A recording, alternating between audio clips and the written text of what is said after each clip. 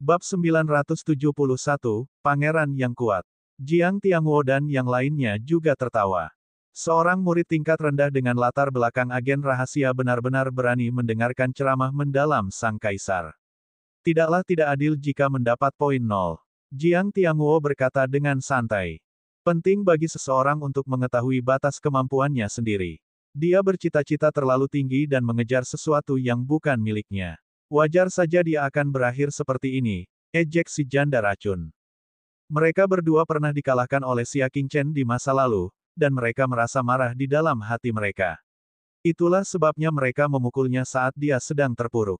Ledakan. Peri bunga biru meletakkan cangkir teh di tangannya kembali ke atas meja, dan wajahnya yang tenang berubah menjadi tegas. Cukup, kalian semua diam.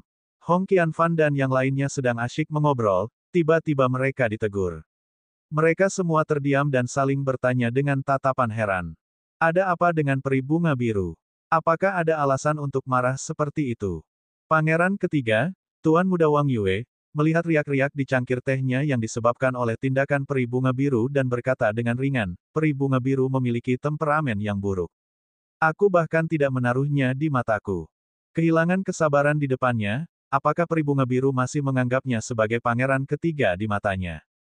Baru pada saat itulah peri bunga biru menyadari bahwa dia telah kehilangan ketenangannya dan meminta maaf, saya hanya bertindak berdasarkan dorongan hati. Saya tidak bermaksud tidak sopan. Tuan Muda Wang Yue sedikit mengangkat lehernya, menyilangkan lengan di depan dada, dan menatap peri bunga biru dengan pandangan menghakimi. Untuk seorang mata-mata kecil, kau rela melakukan hal yang sangat besar dan kehilangan ketenanganmu. Aku meragukan kemampuanmu. Peri bunga biru menjelaskan, saya di sini untuk berbicara atas nama Tuan Muda Wang. Dia hanya mendapat 0 karena dia dijebak oleh seorang penjahat. Dia tidak pantas ditertawakan. Itu bukan alasan yang baik bagimu untuk kehilangan kesabaran. Tuan Muda Wang Yue menegur. Melihat ekspresi tenang peri bulan biru, dia melembutkan nada bicaranya. Lagi pula, penjahat itu tidak menjebak orang lain. Kenapa dia hanya menjebaknya? Itu sudah cukup untuk menunjukkan bahwa dia bukan orang baik. Peri bulan biru marah tanpa alasan. Apa maksudnya? Jika orang lain menyakiti Xia Qingchen, apakah itu masih bisa menjadi kesalahan Xia Qingchen sendiri? Barangkali karena orang-orang yang hidup mewah memandang orang-orang di bawah dengan pandangan yang bias, mengira bahwa orang-orang di bawah itu sudah sewajarnya salah. Dia tiba-tiba menyesal datang ke pertemuan hari ini. Jadi bagaimana jika dia berteman dengan pangeran ketiga seperti ini? Di matanya, rumah besar Zhou hanyalah pion yang dipandang rendah. Dia duduk di sana sambil minum teh dengan minat yang memudar, mendengarkan Tuan Muda Wang Yue bertukar seni bela diri dengan sekelompok orang, tanpa menyela. Tiba-tiba, Yu Guang sekilas melihat sosok yang dikenalnya melewati restoran di lantai pertama dan menuju lebih dalam ke restoran itu. Matanya terpaku karena tidak percaya. Orang itu bukan orang lain, melainkan Xia Qingchen. Peri bunga biru, acara hari ini adalah untuk mendukungmu. Kamu tidak mengatakan apa-apa. Apakah kamu punya masalah denganku? Tuan Muda Wang Yue memperhatikan tatapan peri bunga biru dan mengikuti tatapannya. Hong Qianfan dan yang lainnya juga memperhatikan ekspresi tidak biasa dari peri bunga biru dan menoleh. Ketika mereka melihat apa yang ada di dalamnya, mereka semua terkejut. Wang Kai. Dia tetap datang. Tuan Muda Wang Yue melirik sekilas ke arah punggung Xia Qingchen, lalu dengan tenang menarik kembali pandangannya. Apa, bukankah kamu bilang dia tidak akan datang? Kenapa dia masih datang? Peri bunga biru kebingungan. Mengingat pemahamannya terhadap Xia Qingchen, memang mustahil baginya untuk datang. Kau benar-benar tidak tahu malu. Hong Qianfan terkekeh. Dia melambaikan tangannya dan berteriak, Wang Kai. Di sini. Xia Qingchen awalnya tidak berencana untuk bertemu dengan mereka dan hanya kembali ke lantai 4 untuk beristirahat. Ketika mendengar teriakan itu, dia hanya bisa berhenti dan berbalik. Ada apa? Hong Qianfan tertawa sambil menunjuk jarinya. Hahaha, Wang Gongzi agak sok. Kamu tidak datang ke paviliun berkabut untuk bergabung dengan pertemuan kami. Apakah kamu akan tinggal di sini? Semua orang tahu bahwa penginapan di paviliun Misti hanya terbuka untuk orang-orang terkenal. Xia Qingchen jelas tidak memenuhi syarat. Apakah ada hal lain? Xia Qingchen menatapnya dengan tenang. Apakah ada hal lain? Petik 2. Hong Qianfan berdiri dan berjalan mendekat, sambil menggoyangkan bahunya. Baiklah, berhenti berpura-pura. Karena kamu sudah di sini, mengapa kamu masih ragu-ragu? Duduklah. Dia dengan paksa menarik Xia Qingchen ke tempat duduknya. Hong Qianfan terkekeh dan memperkenalkan, pangeran ketiga, ini Wang Kai. Dia memiliki potensi besar. Dia pernah bertarung melawan Jiang Tianguo dan menang. Perlu disebutkan bahwa dia baru mencapai transformasi ke-6 dari level bintang menengah. Oh, pangeran ketiga dengan tenang menyesap tehnya, bahkan tidak melihat ke arah Xia Qingchen. Di matanya, dia tidak bisa melepaskan seorang agen rahasia kecil. Tanggapan dingin pangeran ketiga membuat Hong Qianfan dan putra-putra orang kaya dan berkuasa lainnya mencibir dalam hati. Apakah kamu melihatnya? Inilah perbedaan antara mereka dan Xia Qingchen. Jadi bagaimana jika dia memiliki potensi yang bagus? Di mata pangeran ketiga, itu tidak ada nilainya. Jawaban Xia Qingchen dingin dan jelas. Peri bunga biru melihat ini dan berkata, Tuan Wang, minumlah tehnya. Dia secara pribadi menuangkan secangkir teh untuk Xia Qingchen.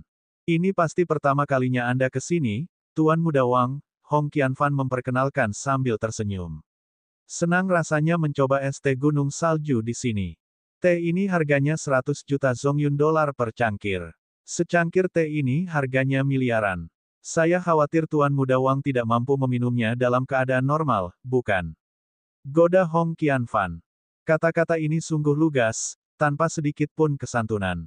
Aku tidak bermaksud meremehkan Tuan Muda Wang, aku hanya mengatakan yang sebenarnya.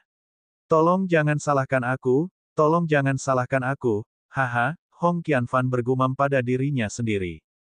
Orang-orang lainnya mulai mengamati Xia Qingchen dengan pandangan berbeda. Mereka semua adalah putra-putra surga yang sombong, dan hanya Xia Qingchen yang memiliki latar belakang rendah. Di antara mereka, dia hanyalah seorang badut yang ditertawakan dan dijadikan bahan tertawaan. Aku tidak akan minum tehnya. Xia Qingchen berkata dengan tenang. Dia minum beras Dragon Heart sepanjang hari, tapi khasiatnya 100 kali lebih baik daripada yang disebut es teh gunung salju ini. Minum teh ini hanya akan menambah kotoran dalam tubuh. Tidak minum. Apa kau meremehkanku? Hong Qianfan membanting meja seolah-olah dia akan marah, tetapi kemudian dia tiba-tiba tertawa. Baiklah, mari kita sajikan hidangannya. Kita akan mengobrol sambil makan. Ini salah kita karena saling mengenal melalui pertengkaran.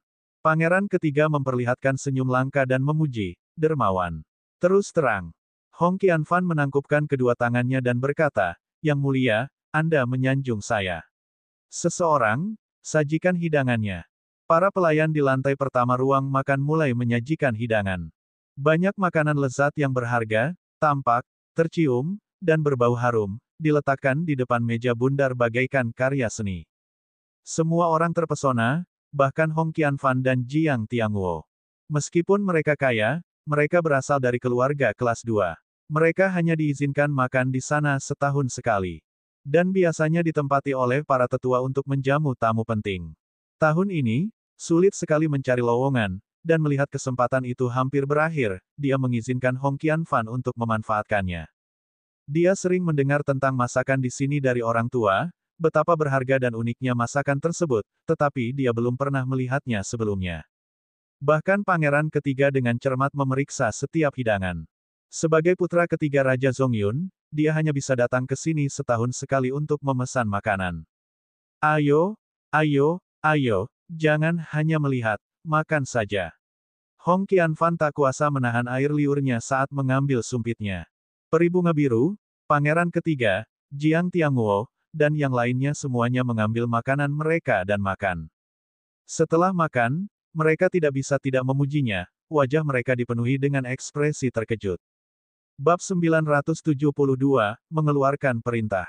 Enak sekali. Aku belum pernah makan daging rohani yang seenak ini sebelumnya. Apa ini? Ia meleleh di mulut Anda seperti kuning telur, tetapi ia juga memiliki sedikit rasa manis yang tidak ditemukan dalam kuning telur. Ini benar-benar yang terbaik di dunia. Sekelompok orang itu berebut untuk makan terlebih dahulu, hampir seperti mereka sedang merampas makanan. Hanya Xia Qingchen yang tidak mengangkat sumpitnya. Dia makan nasi hati naga setiap hari dan tidak perlu lagi memakan makanan dari dunia fana. Selain itu, dia dulunya adalah seorang raja dewa dan jarang makan. Dia tidak lagi memiliki keinginan untuk makan. Tidak peduli seberapa enak makanannya, sulit baginya untuk memiliki keinginan untuk memakannya. Kenapa kamu tidak makan? Hong Qianfan tiba-tiba menyadari bahwa Xia Qingchen duduk di sana dengan santai, tidak menggigit sedikit pun. Dibandingkan dengan ketidakpeduliannya, rombongan murid dari keluarga berpengaruh yang melahap makanan itu tampak lebih seperti warga sipil kelas bawah dari yayasan campuran. Tidak apa-apa, kalian makan saja, Xia Qingchen berkata dengan acuh tak acuh. Tiba-tiba, dia melihat seorang pembantu berdiri di kejauhan. Itu adalah pembantu pribadinya, King kecil. Yang terakhir tersenyum sambil menatapnya. Hong Qianfan mengikuti tatapannya dan segera menoleh. Dia memperingatkan dengan tegas, jangan lihat. Apakah para wanita di sini untuk kau lihat sesuka hatimu? Ekspresi pangeran ketiga berubah serius dan dia menegur dengan tidak puas, paviliun berkabut bukanlah tempat lain. Jangan bawa pikiran kotor apapun. Peri bunga biru juga dengan lembut menyodok lengan Xia Qingchen dan berkata dengan suara rendah, Tuan Muda Wang, status paviliun misti sangat tinggi. Jangan melihat wanita di sini, meskipun itu adalah tatapan yang menyinggung. Apakah seserius itu? Xia Qingchen bertanya dengan acuh tak acuh. Little King pernah berkata sebelumnya bahwa dia akan mampu memenuhi semua permintaan Xia Qingchen. Dia akan merasa puas bahkan jika dia memintanya tidur bersamanya malam ini, apalagi hanya menatapnya sekarang. Peri bunga biru mengangguk dengan serius, tentu saja. Dahulu kala ada seorang tuan muda dari klan kelas 1 yang berbicara sembarangan kepada seorang pelayan. Pada akhirnya, dia ditahan oleh paviliun berkabut dan dieksekusi di tempat sebagai permintaan maaf. Klan kelas 1 itu bahkan tidak berani bersuara. Semua orang dan apapun di paviliun berkabut itu pasti punya rasa hormat. Oh, Xia Qingchen mengangguk santai dan menarik kembali pandangannya. Little King, yang berada jauh, memperhatikan Xia Qingchen mengangguk dan tak dapat menahan diri untuk mencoba mencari tahu maksudnya. Setelah beberapa saat, dia mengerti dan segera berjalan mendekat. Melihat tindakannya, semua orang langsung menjadi gugup. Lihat, ada masalah di sini. Ini semua salahmu. Apa yang kau lihat? Pembantu itu datang untuk menanyai kita. Jika kau tahu apa yang baik untukmu, pergilah sekarang juga. Ambil tanggung jawab atas dirimu sendiri dan jangan menyeret kami bersamamu. Di tengah ketegangan semua orang, mereka meletakkan sumpit mereka serempak. Makanan lezat tadi telah lenyap semua. Yang menggantikannya adalah kekhawatiran dan kegelisahan. Tanpa diduga, setelah King kecil tiba, dia memperlihatkan senyum ramah. Semuanya, ruang makan di lantai 2 telah menyiapkan jamuan makan yang lebih mewah untuk kalian. Apakah kalian ingin makan di lantai 2? Kata-kata yang tiba-tiba itu mengejutkan semua orang yang hadir. Pangeran ketiga telah melihat lebih banyak dunia dan bertanya dengan sopan, bolehkah saya bertanya mengapa? Ruang makan di lantai 2 hanya diperuntukkan bagi tamu yang menginap di paviliun berkabut. Mereka hanya sedang makan biasa dan tidak memenuhi syarat untuk tinggal di ruang makan mewah di lantai 2. Ada tamu penting di antara kalian, jadi kalian tentu memenuhi syarat untuk makan di lantai 2, kata King dengan ramah. Tamu terhormat, yang dimaksudnya adalah, tamu terhormat, dari hierarki ketat di paviliun berkabut. Itu mewakili penguasa suatu wilayah atau seniman bela diri tertinggi. Akan tetapi, mereka tentu saja mengira bahwa itu hanya sebutan kehormatan saja. Ini, baiklah, tidak sopan jika kami menolaknya. Pangeran ketiga setuju. Dia belum pernah ke ruang makan di lantai 2. Dia mendengar bahwa hal-hal indah di sana tidak hanya lezat, tetapi yang lebih penting, bahan-bahannya semuanya merupakan harta langka yang penuh dengan energi spiritual. Dia selalu ingin pergi ke sana, tetapi dia tidak pernah punya kesempatan. Baiklah, aku akan segera mengaturnya untukmu. Mohon tunggu sebentar. King Zhu segera berbalik dan pergi untuk bersiap. Alasan mengapa dia bertindak seperti ini adalah karena dia salah paham dan mengira Xia Qingchen ingin dia memberinya makanan yang lebih baik. Sebagai tamu terhormat, tidak, tamu yang menikmati perlakuan sebagai tamu terhormat, Xia Qingchen berhak membawa tidak lebih dari 10 teman ke lantai 2 untuk makan. Sudut bibir Xia Qingchen berkedut. Dia tidak bermaksud membawa mereka ke lantai 2 untuk makan malam. Namun, jika dia menolaknya, dia akan mengungkap fakta bahwa dia tinggal di sini. Tak lama kemudian, ruang makan di lantai 2 pun disiapkan, dan mereka semua disambut oleh beberapa pelayan yang hangat dan ramah. Melihat meja baru, deretan hidangan yang semakin lezat, mereka semua merasa seperti sedang bermimpi. Bagaimana mungkin ada hal yang begitu baik? Tidak pernah dalam mimpiku yang terliar aku akan berpikir bahwa aku akan datang ke ruang makan lantai 2 yang legendaris itu untuk makan. Janda racun itu merasa bahwa ini tidak nyata. Mungkinkah Pangeran Merah sedang mengadakan pertemuan, dan Paviliun Kabut menganggapnya sebagai tamu penting, jadi secara khusus ditingkatkan ke lantai 2. Petik 2. Hong Qianfan segera membalas, omong kosong apa yang kau bicarakan? Siapa aku? Paviliun Berkabut telah menyukaiku. Dia mengulurkan tangannya dan menunjuk ke arah Pangeran Ketiga, tentu saja karena keberuntungan Pangeran Ketiga kita bisa sampai di sini. Dia adalah tamu kehormatan dari Paviliun Berkabut. Faktanya, Pangeran Ketiga juga sedikit tidak yakin. Sebagai seorang anggota keluarga kerajaan, dia lebih tahu daripada siapapun tentang status apa yang dimiliki Paviliun Riak Asap. Sebagai Pangeran Ketiga dari keluarga Wang, dia tidak terlalu terhormat di mata Paviliun Berkabut. Bahkan saudaranya yang paling berkuasa pun belum pernah naik ke lantai 2, apalagi dia. Sulit dipercaya bahwa mereka mengundang mereka hari ini karena dia. Namun, dialah orang yang memiliki status tertinggi di antara orang-orang yang hadir. Paviliun Berkabut hanya dapat memperlakukan mereka dengan keramah tamahan ekstra karena dia, seorang tamu penting. Pangeran Ketiga berdeham. Sejujurnya, aku tidak menyangka Paviliun Berkabut akan memberiku muka dan menaikkan kami ke lantai 2. Katanya. Tapi karena kamu sudah di sini, mari kita makan sepuasnya. Tidak perlu bersikap sopan. Sambil berkata demikian, dia mengambil sumpitnya. Yuren mengikuti satu demi satu, dan setelah mencicipinya, semuanya terkejut. Ini, bahkan lebih lezat daripada makanan di lantai pertama. Aku bahkan tidak merasakan apa yang aku makan.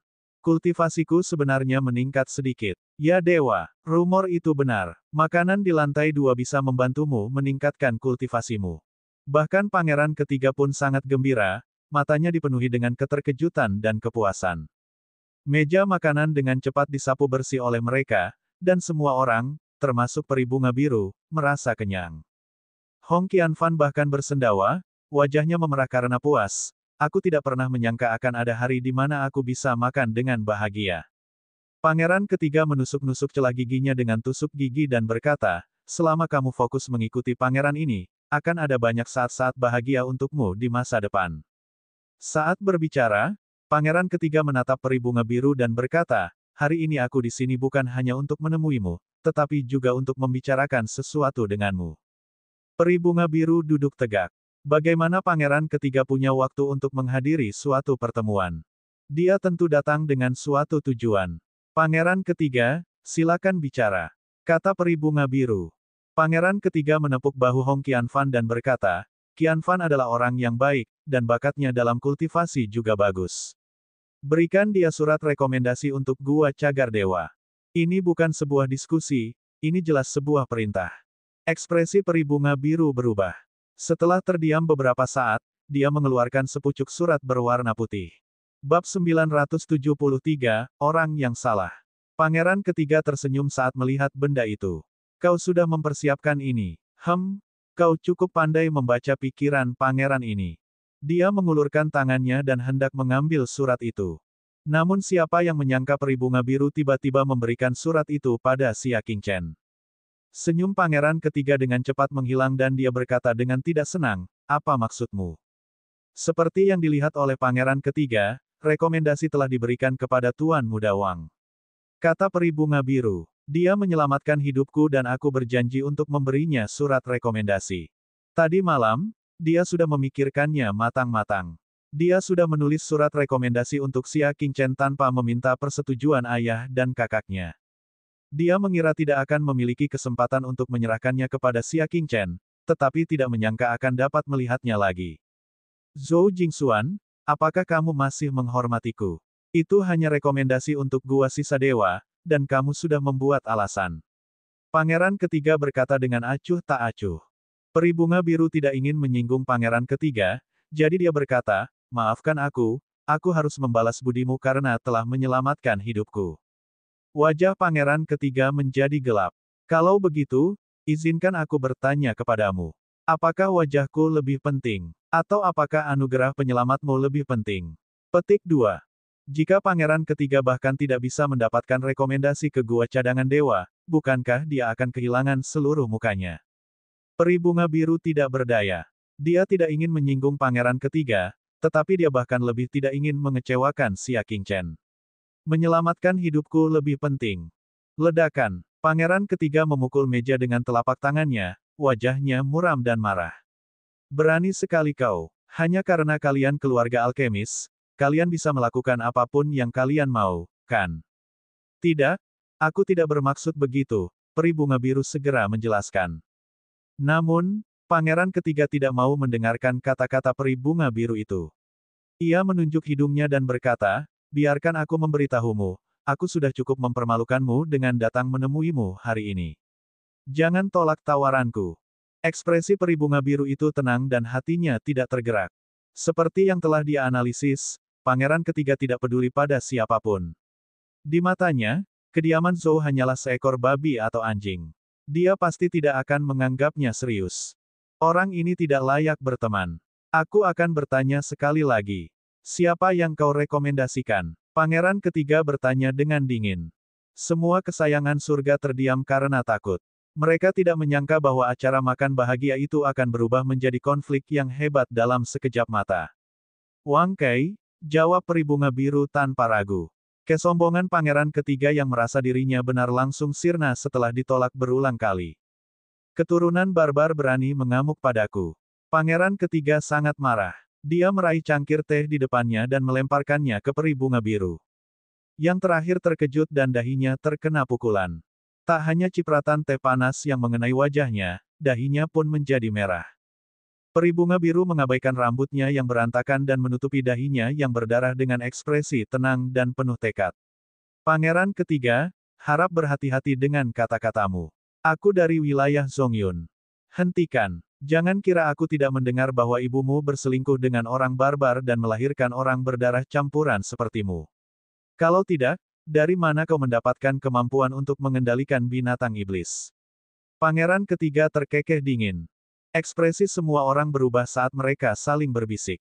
Xia Qingchen menyadari. Tidak mengherankan ketika dia penasaran dengan suara seruling peri bunga biru yang mengendalikan binatang iblis, dia buru-buru menjelaskan bahwa itu adalah teknik seni bela diri.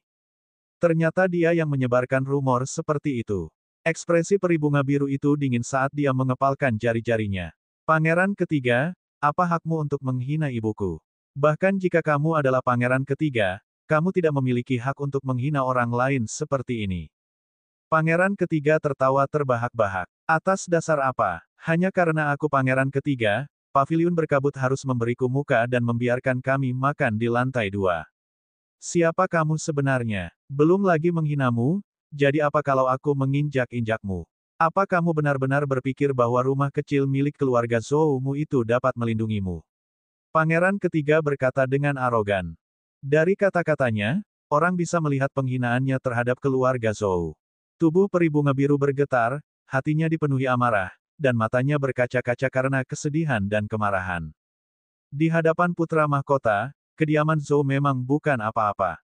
Wanita bau, kau memakan makananku, meminum makananku, dan sekarang kau mencoba merusak acaraku. Pangeran ketiga menarik kerah bajunya dan memarahi dengan wajah merah dan leher tebal, berlututlah dan bersujud kepadaku sebagai permintaan maaf. Bersujudlah sampai aku puas. Peri bunga biru berdiri di sana dengan tangan terkepal, menolak untuk berlutut. Apa? Kau tidak akan berlutut? Ayo, tekan dia ke bawah. Teriak pangeran ketiga. Setelah ragu-ragu sejenak, Hong Qianfan memimpin untuk bertarung. Dia mengubah sanjungannya sebelumnya dan berkata dengan keras, Zhou Jingxuan, pangeran ketiga adalah orang yang murah hati. Dia akan membiarkanmu berlutut dan mengakui kesalahanmu. Mengapa kamu tidak berlutut? Peri bunga biru menoleh ke arah Hong Qianfan. Belum lama ini, orang ini menyanjungnya, tetapi dalam sekejap mata, dia melotot ke arahnya. Manusia sebenarnya adalah hewan yang mudah berubah. Peri bunga biru, kamu yang salah duluan. Cepat berlutut dan akui kesalahanmu. Kata Jiang Tianguo. Ya, kenapa kamu keras kepala sekali? Kalau kamu salah, akui saja. Cepat berlutut dan akui kesalahanmu, cepat. Selain Xia Qingchen, mereka semua menunjuk dan berbisik, seolah-olah peri bunga biru telah melakukan kesalahan yang tidak termaafkan. Namun mereka tahu bahwa peri bunga biru benar. Orang yang salah adalah pangeran ketiga yang sombong. Peri bunga biru menundukkan kepalanya dan tersenyum sedih. Semuanya, apakah kalian lupa tujuan pertemuan hari ini? Hari ini adalah jamuan makan bagi Hong Qianfan, Jiang Tianguo, dan yang lainnya untuk berterima kasih kepada peri bunga biru atas bimbingannya. Namun kini, tempat itu telah menjadi tempat untuk mengkritik peri bunga biru. Bagaimana dengan rasa terima kasih mereka? Kemana dia pergi? Ekspresi Hong Qianfan tidak berubah, dan dia berkata dengan rasa benar yang kuat, itu hanya sedikit petunjuk, apa artinya? Kamu bilang kamu bersyukur, tetapi itu hanya sedikit emas di wajahmu. Apakah kamu benar-benar menganggapnya serius? Dia mengeluarkan artefak nirvananya dan berkata dengan keras, peri bunga biru, silakan berlutut, jangan paksa kami melakukannya. Jiang Tianguo dan yang lainnya juga memamerkan taring mereka dan berdiri kokoh di sisi pangeran ketiga. Mereka mengepung peri bunga biru, siap menyerang kapan saja dan memaksanya bertekuk lutut. Satu-satunya yang masih duduk adalah Xia Qingchen. Dia meletakkan tangannya di atas meja dan menyilangkan tangan untuk menopang dagunya. Kalian benar-benar pandai menindas orang. Awalnya, Xia Qingchen tidak ingin ikut campur dalam urusan peri bunga biru. Namun, ketika dia melihat ini, dia tidak tahan lagi. Pangeran ketiga bahkan tidak melirik Xia Qingchen. Dasar anjing yang menyebalkan, tolong keluar. Setelah seekor anjing memakan makananku, setidaknya ia harus mengibaskan ekornya padaku. Orang tidak berguna ini menggigit pangeran ini dari belakang. Hong Qianfan sudah lama tidak menyukai Xia Qingchen. Dia berbalik dan menendang dada Xia Qingchen. Petik 2 tanda seru. Aku sudah lama merasa bahwa kamu bukan apa-apa. Akan tetapi, sebelum tendangannya mendarat, Xia Qingchen sudah terlebih dahulu menyerang dan meninju telapak kakinya. Kaca-kaca, beberapa suara renyah keluar dari tubuh Hong Qianfan, diikuti oleh teriakannya yang melengking. Seluruh kaki kanannya hancur total. Pergerakan keras itu menarik perhatian para pengawal di paviliun yang berkabut. Suara mendesing. Little King dan pengawal beberapa kultivator tingkat bulan tiba. Melihat pemandangan yang kacau, ekspresi Little King berubah dingin. Ekspresi pangeran ketiga berubah serius. Kalian datang di waktu yang tepat. Aku sangat tidak senang dengan orang ini. Kalian bisa melakukan apapun yang kalian inginkan. Little King berjalan ke sisi Xia Qingchen. Pangeran ketiga menunjukkan sedikit rasa penasaran. Dia benar-benar ingin tahu bagaimana paviliun berkabut akan memperlakukan tamu yang tidak diinginkan. Namun siapa yang menyangka bahwa ekspresi pangeran ketiga akan membeku. Xiao Xing tidak melakukan apapun pada Xia Qingchen. Sebaliknya, ia meletakkan lengannya di sisi tubuhnya dan menekuk tubuh bagian atasnya pada sudut 90 derajat. Bagaimana cara menghadapinya? Silakan putuskan. Siapapun yang berani tidak hormat kepada tamu paviliun berkabut berhak menghukum mereka. Pangeran ketiga terkejut dan berkata, apakah kau salah orang? Kalimat ini harus diucapkan kepadaku. Aku tamu terhormat. Bab 974, tidak mencapai apapun. Little King tidak bergerak sama sekali, mempertahankan postur membungkuk saat dia berdiri di hadapan Xia Qingchen. Melihat bahwa dia tidak bereaksi, pangeran ketiga berkata, aku adalah pangeran ketiga dari wilayah Zongyun. Kamu salah orang. King Zhu mengangkat kepalanya dan menatapnya dengan dingin. Katakan padanya untuk diam dan jangan mempengaruhi pembicaraan tamu kita. Para elit tingkat bulan di ruang makan segera melangkah maju, meraih pangeran ketiga, dan menamparnya dengan keras. Diam. Mulut pangeran ketiga terasa terbakar kesakitan, tetapi dia tidak berani melampiaskan amarahnya karena gengsi paviliun berkabut. Little King terus berbicara kepada Xia Qingchen, atau, jika kamu ingin menghukum Little King atas kesalahannya, itu juga tidak masalah. Dia mungkin salah memahami niat Xia Qingchen dan mengundang sekelompok orang yang tidak bersahabat ke lantai 2, dan itu merupakan kesalahan besar. Kesalahanmu bisa dihindari, aku tidak bermaksud jahat. Xia Qingchen melanjutkan, tapi mereka. Dia menatap pangeran ketiga, persis seperti yang dia katakan. Saat kamu memberi makan pada anjing, ia tetap tahu bagaimana menjilat. Saat kamu memberinya makan, ia akan menggigit balik. King Zhu menegakkan tubuhnya, dan wajah lembutnya berubah dingin. Bagaimana kamu ingin menghadapi mereka? Xia Qingchen berkata, suruh mereka memuntahkan semua yang mereka makan. Tidak ada sedikit pun jejak yang tersisa. King Zhu bersiul, dan sekelompok ahli berpakaian hitam yang tampak dingin segera menyerbu dari segala arah. Mereka setidaknya berada di tahap tengah tingkat astral utama. Apakah kamu mendengar apa yang dikatakan tamu terhormat itu? Lakukan apa yang aku katakan. Meskipun King Zhu adalah seorang pelayan, dia tampaknya memiliki banyak kekuatan. Para ahli berpakaian hitam tidak mengatakan apa-apa dan bergegas untuk menangkap mereka. Dari pangeran ketiga hingga Hong Qianfan, kecuali peri bunga biru, tangan semua orang diikat ke belakang dan mereka ditekan ke tanah. Wajah pangeran ketiga memerah dan dia berteriak dengan marah, apakah kamu tuli? Aku adalah pangeran ketiga dari wilayah Zongyun, dan itu hanya kecil. Kamu salah orang. Tuan Muda Wang adalah tamu kehormatan kami. Sedangkan Anda, seorang pangeran ketiga, jelas bukan tamu kehormatan kami, kata King Zhu dengan ekspresi dingin. Justru karena Tuan Muda Wang adalah tamu terhormat kami mengizinkan Anda makan di lantai 2. Jangan terlalu memikirkan diri sendiri. Saat dia berkata demikian, mereka tiba-tiba menyadari bahwa, tamu terhormat, yang disebutkan oleh si kecil King bukanlah sapaan yang sopan, melainkan tamu setingkat paviliun berkabut. Pangeran ketiga hanyalah seorang pangeran tanpa kekuatan atau pengaruh. Dia memang tidak memiliki hak untuk menjadi tamu kehormatan di paviliun berkabut. Akan tetapi, dia tidak memenuhi syarat, dan Xia Qingchen pun tidak memenuhi syarat.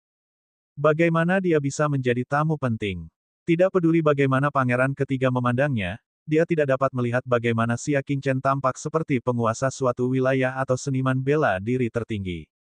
Little King berkata dengan acuh tak acuh, aku tidak perlu menjelaskan kepadamu evaluasi peringkat paviliun Misti. Laksanakan perintah tamu terhormat kita. Si pria berbaju hitam tidak ragu sedikit pun karena identitas pangeran ketiga. Di matanya, pangeran ketiga tidak berbeda dari orang biasa. Si pria berbaju hitam mengangkat tinjunya dan memukul perut pangeran ketiga dengan keras. Perutnya terasa sangat sakit dan langsung kejang. Bola besar berisi makanan berbau busuk keluar dari mulutnya. Namun, pria berbaju hitam tidak berhenti. Ia terus memukuli pangeran ketiga hingga membuatnya muntah.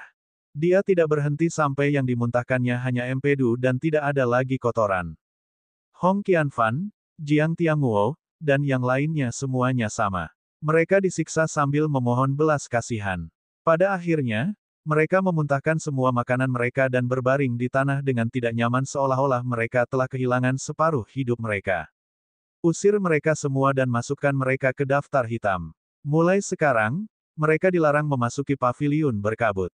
Setelah nama, identitas, dan asal mereka didaftarkan, mereka semua dibuang. Little King memerintahkan orang-orang untuk membersihkan tempat kejadian dan berkata, Wang Gongzi, jika Anda memiliki permintaan lain, silakan beritahu saya kapan saja. Setelah berkata demikian, dia dengan bijaksana pergi, memberi ruang bagi Xia Qingchen dan peri bunga biru. Peri bunga biru perlahan-lahan telah menerima kenyataan bahwa Xia Qingchen adalah tamu terhormat di paviliun berkabut. Dia menertawakan dirinya sendiri. Aku selalu menjadi orang yang terlalu memikirkan diriku sendiri. Aku hanya memperlakukanmu sebagai orang biasa. Dia tidak menyangka Xia Qingchen memiliki identitas yang begitu terhormat. Mungkin, inilah alasannya mengapa Huang Zizhen secara pribadi datang ke rumah Zhou. Awalnya aku adalah orang biasa. Aku hanya bisa tinggal di paviliun berkabut karena temanku. Xia Qingchen tersenyum tenang. Pada saat ini, peri bunga biru akhirnya mengerti apa artinya berpikiran terbuka. Dia jelas menyembunyikan kekuatannya, tetapi dia selalu bersikap normal, tidak sombong atau gegabah. Bahkan jika dia dibenci, dia tidak akan pernah menunjukkan status dan identitasnya. Sebagai perbandingan, kerendahan hati Qiu Zifan bersifat munafik dan menjijikkan. Anggap saja aku percaya padamu. Peri bunga biru itu menertawakan dirinya sendiri dan memegang surat rekomendasi di tangannya. Apakah kamu masih menginginkan surat rekomendasi ini? Dia merasa sangat sedih di dalam hatinya. Status Xia Qingchen begitu tinggi, bagaimana mungkin dia tidak direkomendasikan? Dia mungkin tidak akan tertarik sama sekali dengan surat rekomendasi biasa miliknya. Siapa yang tahu bahwa Xia Qingchen akan menerimanya dengan lembut dan berkata, kamu tidak membutuhkan surat itu, tetapi kamu tidak bisa menolak ketulusanku. Demi dia rela menyinggung pangeran ketiga yang sombong dan hampir dipermalukan. Xia Qingchen merasa sulit untuk menolak ketulusannya. Kalau begitu, aku sudah membalas budimu karena telah menyelamatkan hidupku. Selamat tinggal, peri bunga biru menangkupkan kedua tangannya. Hatinya sangat rumit. Dia merasa malu karena pernah mengkritik Xia Qingchen, tetapi ada juga sedikit rasa rendah diri. Dia tidak akan bisa lagi berhadapan langsung dengan Xia Qingchen. Melihat kepergiannya, Xia Qingchen tidak berusaha menghentikannya. Karena, tidak ada lagi interaksi di antara mereka. Peri bunga biru kembali ke kediaman Zhou dengan perasaan campur aduk. Sebelum kembali ke kamarnya, dia bertemu Zhou Bingkun yang sedang bergegas. Suan, apakah Tuan Muda Wang sudah datang? Melihat wajah ayahnya yang cemas, peri bunga biru berpikir sejenak dan menggelengkan kepalanya sedikit. Tidak, aku tidak melakukannya. Dia tidak ingin keluarga Zhou memiliki hubungan lagi dengan Xia Qingchen, karena keluarga Zhou tidak layak. Astaga, apa yang harus kita lakukan? Dada Zhou Bingkun seperti terhimpit sesuatu, dia khawatir, bagaimana aku harus menjelaskan ini kepada Kaisar. Pada saat ini, terdengar suara sumbang dari sisi lain tembok halaman.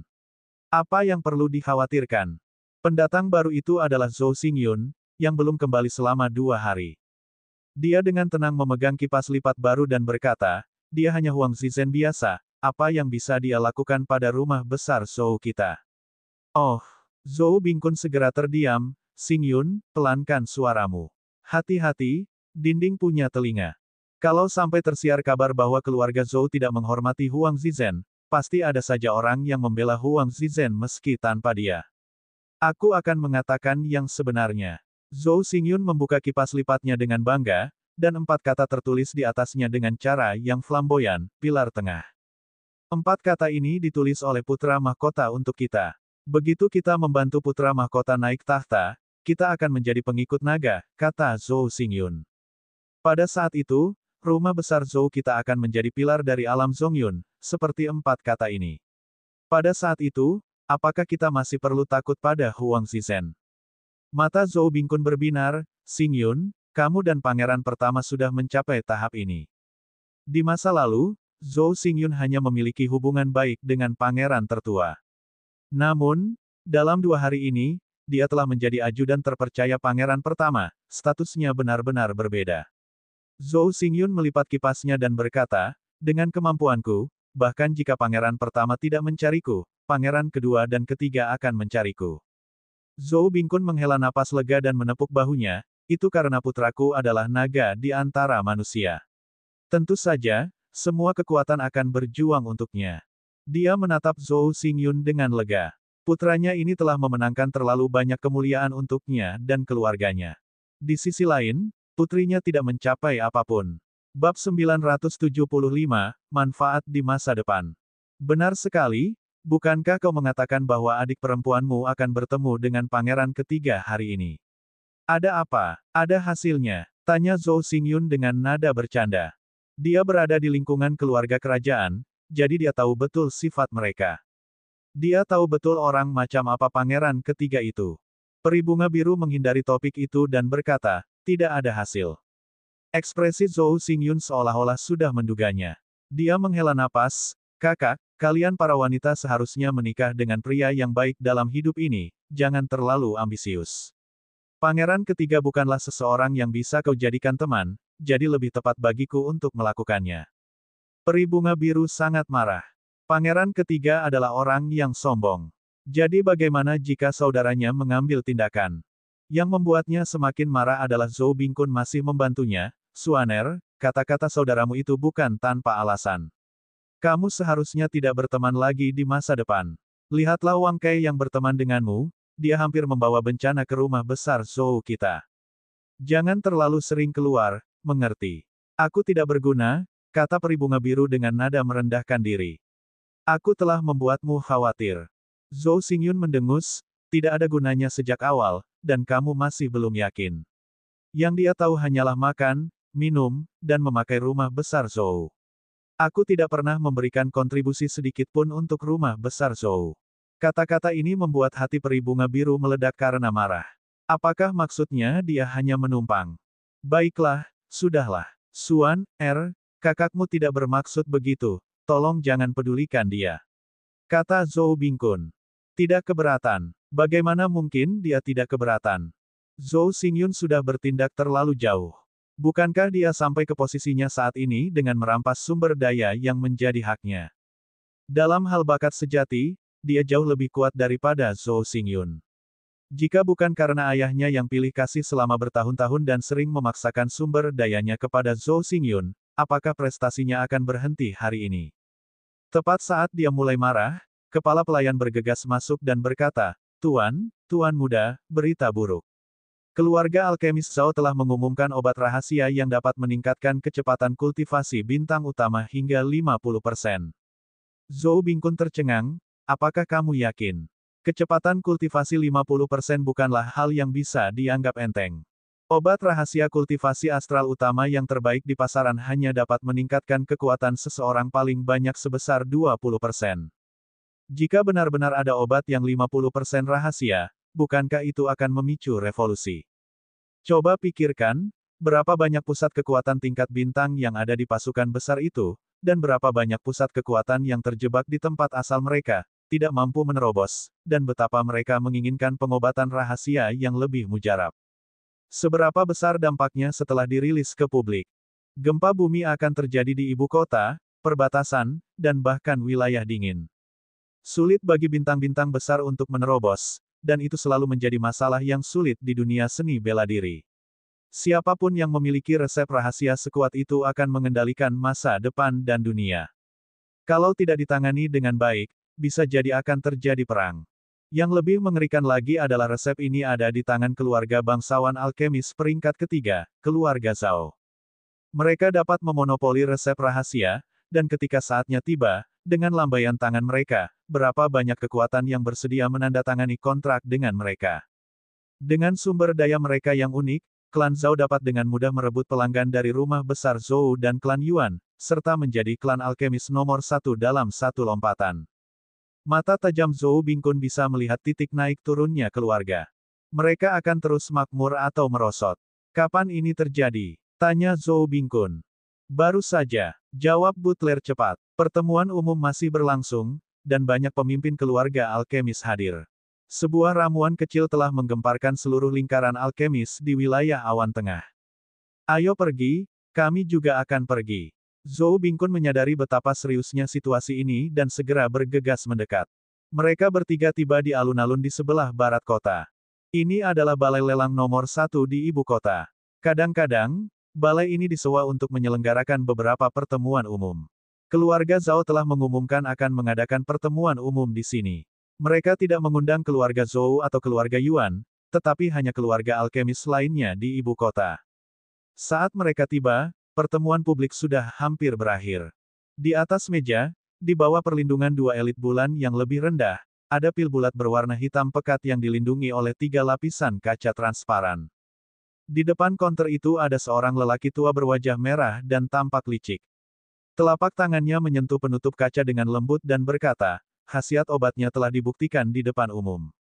Saya yakin tidak ada yang keberatan dengan ini, bukan? Para kepala keluarga alkemis kecil dan menengah semuanya berbicara satu sama lain. Memang benar efek kultivasinya akan meningkat hingga 50%. Tidak ada cara untuk memalsukannya. Bagian yang paling langka adalah tidak adanya efek samping. Ini adalah keuntungan terbesarnya. Namun, pil ini tampaknya merupakan produk yang gagal. Mendengar keraguan dari kerumunan, lelaki tua yang licik itu tersenyum dan berkata, semuanya, sejujurnya, pil ini tidak dibuat oleh klan Zhao. Salah satu anggota klan kami membelinya dari seorang prajurit Huang Hun. Menurut prajurit itu adalah rampasan perang dari alam dingin. Mendengar ini, semua orang terkejut. Tidak ada obat rahasia yang begitu ampuh di wilayah dingin itu. Orang tua yang licik itu berkata, hari ini, kami mengumumkannya untuk memberi semua orang kesempatan. Selama kamu menyediakan uang dan bahan-bahan untuk membantu keluarga Zhao menganalisis formula tersebut, keluarga Zhaoku akan memberimu pil ini selama 10 tahun secara gratis. Sekalipun seseorang mengetahui semua bahan pembuat pil, tetap saja sulit untuk mengeluarkannya. Itu karena ia masih perlu mengetahui jumlah masing-masing material, urutan fusi, dan sebagainya. Jika terjadi sedikit kesalahan, semua usahanya sebelumnya akan sia-sia. Dia bahkan tidak tahu nama pil misterius ini, apalagi bahan-bahan yang digunakan. Diperlukan setidaknya 7 hingga 8 tahun dan ratusan juta percobaan untuk menemukan jawabannya. Proyek sebesar itu akan memerlukan sumber daya manusia, sumber daya, dan keuangan yang sangat besar. Bahkan jika klan Zhao menggali sumber daya selama ratusan tahun, mereka tidak akan mampu menganalisis rumus tersebut.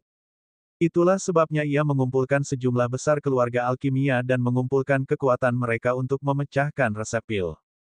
Terlalu sulit. Memang benar resep pil itu rumit, dan proses penyulingannya juga sangat rumit. Sangat sulit untuk memecahkan resep pil.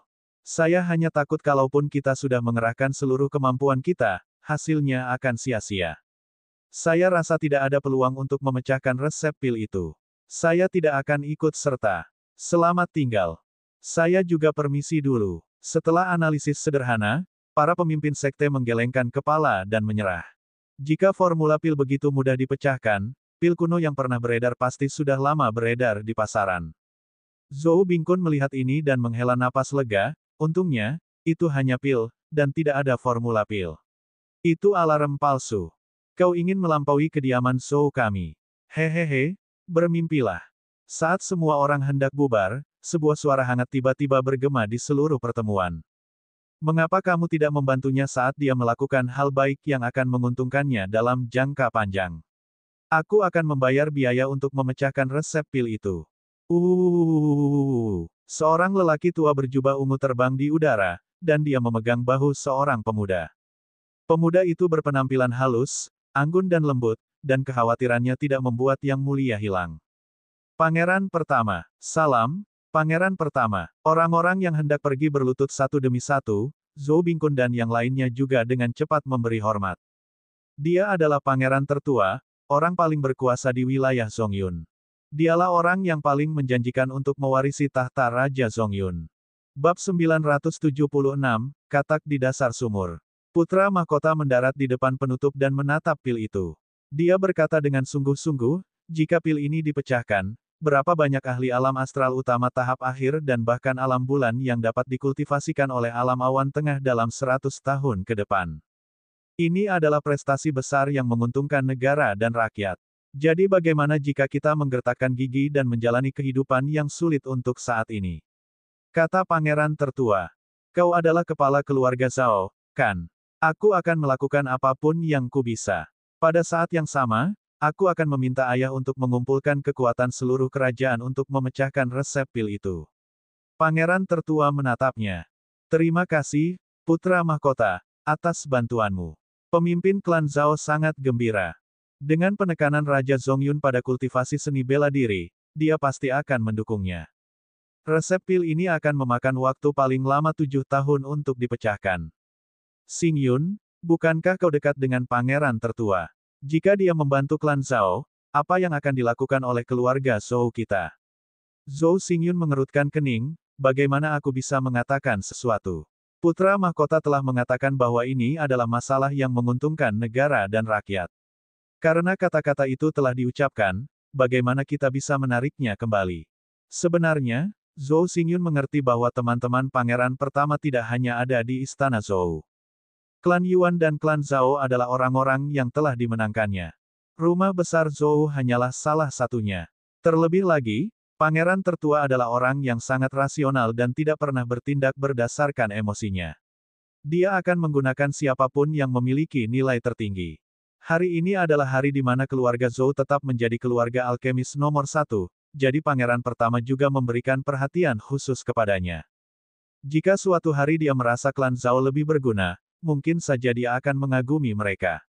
Pada saat ini, putra mahkota berkata kepada semua orang yang hadir, semuanya, jika kalian bersedia membantu, kalian juga akan mendapat manfaat di masa depan. Mereka sama sekali tidak mempercayainya saat orang lain mengatakan hal ini. Namun, yang berbicara adalah pangeran tertua, calon Raja Zongyun. Raja Zongyun tidak hanya membayarnya, tetapi ia juga harus menyerahkan sebuah tugu peringatan kepada Raja Zongyun. Kemungkinan memecahkan formula pil itu setinggi 80% dan lebih. Hitung orang tua ini. Hitung aku ikut. Semua orang bersemangat untuk mencobanya. Zhou Bingkun menyaksikan banyak keluarga alkemis kecil dan menengah naik ke panggung untuk menandatangani perjanjian, dan sejak saat itu mereka terikat dengan keluarga Zhao. Tiba-tiba, dia mendapat ide. Dia memaksakan senyum dan melompat ke atas panggung.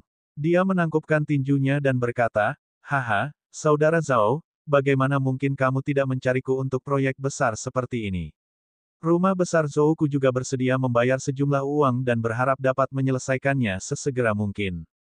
Namun sebelum dia bisa menyelesaikan perkataannya, Patriark Zhao mengangkat tangannya dan memotongnya. "Maaf, kami menyambut semua keluarga bangsawan alkemis, kecuali keluarga Zhou dan keluarga Yuan. Tuan Prefektur Zhou, silakan pergi." Dia meminta Zhou Bingkun untuk meninggalkan panggung. Wajah sang pangeran pucat pasi, tetapi karena pangeran tertua ada di panggung, dia tidak bisa marah. "Saudara Zhou, jangan buang-buang energimu. Klan Zhao ingin menggunakan kesempatan ini untuk menjatuhkan dua klan besar kita. Bagaimana mereka bisa memberi kita kesempatan?" Kepala klan dari klan asli berjalan mendekat dan berkata dengan khawatir. Zhou Bingkun sangat marah, tetapi dia tidak punya tempat untuk melampiaskan amarahnya. "Jangan khawatir, jika keluarga Yuanmu terseret, rumah besar Zhouku tidak akan." Pemimpin klan yang asli datang untuk menghiburnya dengan niat baik, tetapi pada akhirnya, dia menerima bantahan seperti itu. Dia langsung marah. Apa yang bisa dibanggakan? Bukankah kualitas pilnya sedikit lebih baik dari milik kita?" Zhou Bingkun membalas, "Kamu bisa menjadi dewa dengan lebih banyak tipe, apa yang bisa kamu lakukan?" Pemimpin klan yang asli sangat marah. Dia mengibaskan lengan bajunya dan berjalan ke samping, diam-diam memperhatikan situasi yang berkembang. Tidak lama setelah itu, banyak keluarga alkemis kecil dan menengah menandatangani perjanjian dengan keluarga Zhao. Yang terakhir tertawa sampai mabuk dan mengumumkan, "Semuanya, aku tidak akan mengecewakan kalian. Aku akan memecahkan resep pil itu secepatnya. 5 tahun paling cepat, 10 tahun paling lambat. Aku pasti akan memberi semua orang kesempatan." Para penonton pun bertepuk tangan. Dalam waktu paling lama 10 tahun, obat rahasia yang akan merevolusi zaman akan lahir. Namun, pada saat ini, sebuah suara yang sangat tidak tepat waktunya menghancurkan momen bersejarah ini. "Kau masih butuh 10 tahun. Bahkan menara pendengar saljuku merasa cemas untuk kalian semua." Suara mendesing. Seorang pria berjubah hitam yang diselimuti ki iblis datang bersama 8 elit tingkat bulan, membawa tandu. Jin Buhuan berjalan keluar dari tandu. Ia melangkah ke atas panggung dengan kedua tangan di belakang punggungnya. Semua kepala keluarga alkimia kecil dan menengah memberi jalan kepadanya.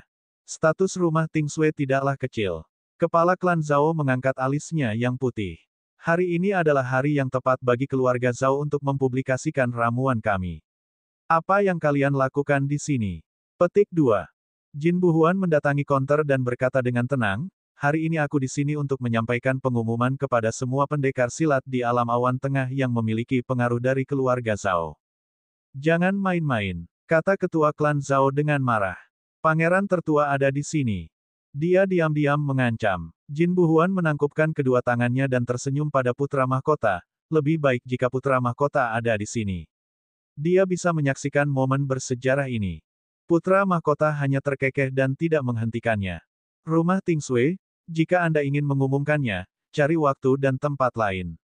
Hari ini adalah saat sakral bagi klan Zhao untuk mengumumkan obat mujarab.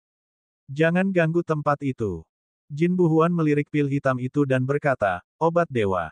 Hanya berdasarkan bahasa naga yang gagal ini." Keluarga Tingsue juga mendengar berita bahwa klan Zhao telah mengumumkan obat rahasia yang dapat meningkatkan efeknya hingga 50%. Jin Buhuan diam-diam telah mengirim orang untuk menyelidiki detailnya. Sebagai perbandingan, dia yakin bahwa pil obat dari klan Zhao adalah bahasa naga Xia Qingchen. Itu hanyalah produk yang gagal.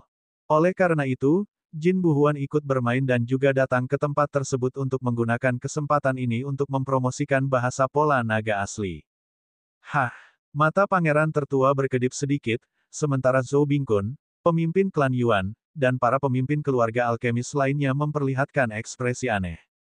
Bahasa naga. Jin Buhuan mengenali pil ini dan tahu asal-usulnya. Kepala klan Zhao punya firasat buruk. Dia menyipitkan matanya dan berkata, "Jangan bicara omong kosong. Obat ini belum diberi nama resmi." Hahaha. Jin Buhuan mendongakkan kepalanya dan tertawa. "Apa yang kamu tertawakan?" Kepala klan Zhao merasa semakin gelisah. "Aku menertawakan kalian, kodok-kodok di dasar sumur. Jin Buhuan tertawa. Apakah kau menghina kami? Pemimpin klan Zhao mendengus. Jin Buhuan tidak mengatakan sepatah kata pun. Dia mengeluarkan botol giok dengan pil emas di dalamnya dan menekannya dengan kuat di atas meja. Jika dibandingkan, kedua pil itu tampak sama persis. Hanya saja yang satu merupakan produk gagal, dan yang satu lagi merupakan produk jadi. Ketika Jin Buhuan membuka botolnya, wangi yang harum memenuhi udara. Aroma pil ini sama dengan pil hitam, tetapi efeknya beberapa kali lebih kuat. Ini benar-benar produk jadi yang sebenarnya. Seperti yang bisa kamu lihat, kata Jin Buhuan dengan sedih, ini sebenarnya adalah obat rahasia terbaru yang dikembangkan oleh keluarga Ting Xueku, bahasa Pola Naga. Penonton pun gempar. Obat ajaib ini ternyata ada di tangan menara pendengar salju. Pil hitam pekat itu adalah produk gagal yang hilang selama proses penyempurnaan. Entah mengapa, pil itu dibawa ke sini dan diperlakukan sebagai obat mujarab. Jin Buhuan tersenyum, kumisnya terangkat ke samping. Ketua klan Zhao merasa malu dan sulit menerimanya, tetapi pil emas ada di depannya, dan dia tidak punya pilihan selain menerimanya. Seketika, orang banyak menjadi heboh. Seorang guru alkemis generasi tua bertanya, bolehkah saya bertanya, bagaimana pengaruh obat rahasia yang sudah selesai terhadap peningkatan kultivasi dibandingkan dengan yang gagal? Jin Buhuan mengulurkan dua jari tanpa mengucapkan sepatah kata pun. 20% lebih banyak. Bukankah itu berarti produk akhir akan memiliki peningkatan kekuatan sebesar 70%? Tidak mungkin. Ini benar-benar memicu revolusi dalam pengobatan rahasia tingkat bintang utama. Bab 977, memilih target. Bahkan pangeran tertua pun merasa sulit untuk tetap tenang. Ia sendiri berjalan mendekat dan berkata, Presiden Jin, atas nama keluarga kerajaan di wilayah Zongyun, saya menyambut baik dibukanya rumah Ting Xue di wilayah kita. Jika ramuan ini dapat dijual di wilayah Zongyun, saya dapat membantu Anda mengatasi rintangan di sepanjang jalan dan membantu Anda. Itu berarti tidak ada seorang pun yang boleh menghentikan pembangunan rumah Ting Xue di wilayah Zongyun. Asal dia bersedia menjual pil itu. Dibandingkan dengan sejumlah besar uang yang diperoleh keluarga Ting Xue dari alam Zongyun akan diuntungkan dengan lahirnya lebih banyak ahli bintang besar dan bulan tengah tahap akhir. Ia tidak bisa hanya melihat masa kini dan tidak melihat manfaat jangka panjangnya. Terima kasih banyak. Jin Buhuan menangkupkan tinjunya dan menoleh untuk melihat ke arah hadirin. Namun, Anda salah paham dengan maksud saya. Bahasa Pola Naga yang sudah lengkap tidak hanya 20% lebih efektif daripada produk yang gagal. Itu dapat menggandakan kecepatan kultivasi. Begitu dia mengatakan itu, orang banyak yang bersemangat itu menjadi sangat gila. Apa yang kau katakan? 2 kali, kata kepala klan Zhao dengan kaget. Presiden Jin, ini adalah acara seni bela diri yang besar. Anda tidak bisa hanya berbicara tanpa berpikir. Pupil mata putra mahkota mengecil saat dia berbicara dengan sungguh-sungguh. Tidak realistis untuk menggandakannya, kan? Sejak zaman kuno, bahkan banyak resep pil kuno yang tercatat tidak memiliki efek yang begitu mengerikan. Sungguh sulit dipercaya. Titik-titik. Suara keraguan menyebar ke seluruh tempat. Jin Buhuan sudah menduga hal ini. Ia tersenyum tipis dan berkata, sangat mudah untuk mengetahui apakah efeknya nyata atau tidak. Apakah ada yang bersedia menjadi sukarelawan untuk mencobanya? Mencoba, baik para seniman bela diri biasa yang menonton dari pinggir lapangan atau anggota keluarga alkemis yang hadir, semuanya tersentuh. Bagi para prajurit, itu mungkin merupakan obat kultivasi rahasia yang belum pernah mereka lihat sebelumnya. Bagi keluarga alkemis, mereka mungkin dapat mencicipi beberapa bahan dengan mencicipinya sendiri. Ini akan membantu mereka menganalisis resepnya. Aku akan melakukannya. Biarkan kami. Sesaat penonton bersemangat dan menyerbu ke panggung. 1 2 3. Dalam sekejap mata, lebih dari 100 orang bergegas ke panggung, berjuang untuk mencoba bahasa Pola Naga. Panggung lelang yang terbuat dari baja tidak dapat menahan injakan begitu banyak orang dan mengeluarkan suara merintih. Kalian semua, tiarap. Kalian semua, tiarap. Para pengawal yang dibawa oleh pangeran tertua, serta petugas keamanan di tempat tersebut, segera membubarkan kerumunan ketika mereka melihat bahwa situasinya tidak benar. Akan tetapi, mereka bukan saja tidak turun, tetapi orang-orang di belakang mereka terus menyerbu tanpa alasan apapun. Berderak, rangka baja di satu sisi akhirnya tidak dapat menahan tekanan berat dan bengkok. Panggung lelang yang datar ambruk ke satu sisi, menyebabkan banyak orang terjatuh. Beruntung, saat itu pelelangan belum terlalu tinggi sehingga tidak ada korban jiwa. Namun, kerumunan itu masih terus berdatangan, dan hanya masalah waktu sebelum panggung lelang runtuh. Pada saat itu, pasti akan ada korban. Pada saat ini, sebuah suara yang jelas terdengar, pangeran ini akan melakukannya. Baru pada saat itulah kerumunan menjadi tenang. Jika pangeran tertua ingin mencobanya sendiri, siapa yang dapat menandinginya? Para elit bulan tengah yang bertugas melindungi keselamatan putra mahkota mengubah ekspresinya. Pangeran tertua, kau tidak bisa. Khasiat obatnya tidak diketahui. Aku khawatir itu berbahaya. Putra mahkota mengambil pil emas dan menatapnya dengan penuh harap. Jika aku dapat membantu para prajurit Zongyun mencicipi dunia yang luas, aku tidak akan ragu menyerahkan nyawaku. Sambil berbicara, dia mengangkat kepalanya dan menelan bahasa naga itu. Efek obat yang kuat mulai bekerja pada tubuh pangeran pertama, menyebabkan kekuatan bintang dalam tubuhnya bersirkulasi 2 kali lebih cepat.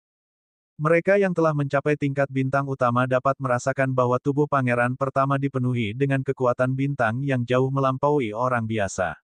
Mata pangeran tertua dipenuhi dengan kegembiraan saat dia berkata, ini memang telah meningkatkan kecepatan kultivasiku 2 kali lipat. Orang lain mungkin bisa berbohong, tetapi pangeran tertua di wilayah Zongyun tidak akan bisa. Untuk sesaat, tak seorang pun dapat duduk diam. Perubahan era yang drastis telah tiba.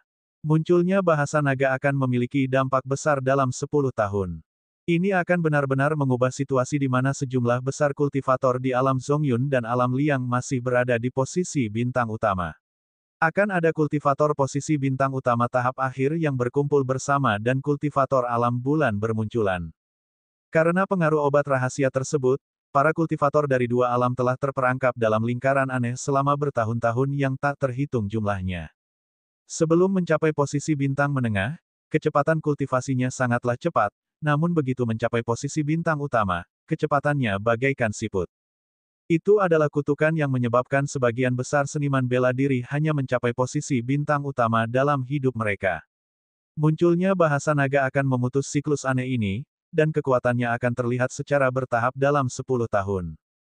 Kelahirannya berarti datangnya sebuah acara dao bela diri agung yang baru. Klan Zhao saya akan membeli semua bahasa tanda naga yang dimiliki menara pendengar salju. Keluarga Zhou dan keluarga Yuan tidak berani ketinggalan. Mereka semua meminta untuk membeli, dan bahkan keluarga alkimia kecil dan menengah pun ikut menawar. Satu lagi pil bahasa pola naga berarti satu kesempatan lagi untuk mengendalikan kekuatan dahsyat di alam awan tengah. Menghadapi para pemimpin keluarga alkemis, Jin Buhuan tersenyum. Semuanya, harap tenang.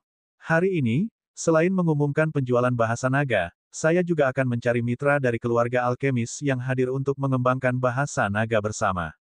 Perkataan Jin Buhuan sangat mengejutkan, menyebabkan mata para kepala keluarga alkimia memerah. Klan Zhao saya bersedia melakukan apa saja untuk meminta menara pendengar salju memberi kami kesempatan bekerja sama. Mantan pemimpin klan itu melompat ke panggung lelang, tetapi karena terlalu banyak orang, dia hanya bisa menginjak bahu mereka. Dia berteriak dengan tidak stabil, keluarga Yuan kami tulus bekerja sama dengan rumah Tingsui. Persyaratannya bisa dinegosiasikan. Apa itu keluarga Yuan? Rumah Zhou adalah keluarga alkemis nomor 1 di wilayah Zongyun. Kami jauh lebih baik darimu dalam hal skala dan tenaga kerja. Rumah Zhou bersedia bekerja sama dengan rumah Tingsui selama 3 tahun tanpa kompensasi apapun. Zhou Bingkun juga melompat dan berkata. Para pemimpin keluarga alkimia kecil dan menengah juga menyatakan persyaratan mereka, tidak mau ketinggalan. Mereka tidak dapat disalahkan karena gila, tetapi sebagai profesional, mereka lebih memahami arti kata naga. Kalau saja mereka dapat bekerja sama dengan rumah Tingsui, tidak peduli berapa banyak keuntungan yang dapat mereka peroleh, hanya koneksi yang dapat mereka bawa saja akan menjadi kekayaan yang tak terukur. Misalnya, jika ia menjadi mitra rumah Tingsui, berapa banyak kekuatan yang akan datang kepadanya untuk mencari obat. Jaringan ini tidak dapat dibeli dengan uang. Putra mahkota melihat ini dan tidak ikut campur.